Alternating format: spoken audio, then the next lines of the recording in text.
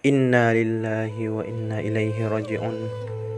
Kabar duka kembali menyelimuti bumi Aceh kita tercinta ini.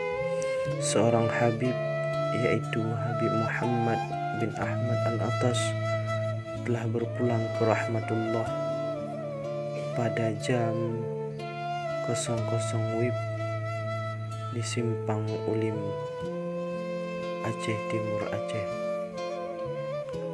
Satu persatu ulama kita ditarik oleh Allah Subhanahu wa Ta'ala. Apakah ini pertanda kiamat kubra telah menghampiri kita? Pertanda kiamat akan dekat? Apakah ini pertandanya, ya Allah?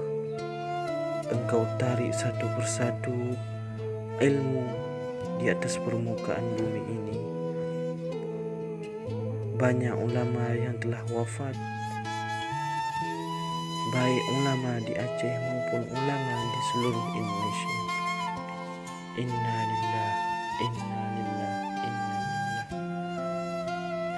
Bagi kita para kaum muslimin, marilah kita menghadiahkan pahala Al-Fatihah, dan marilah kita sama-sama mendoakan para alim ulama kita yang baru saja berpulang ke rahmatullah.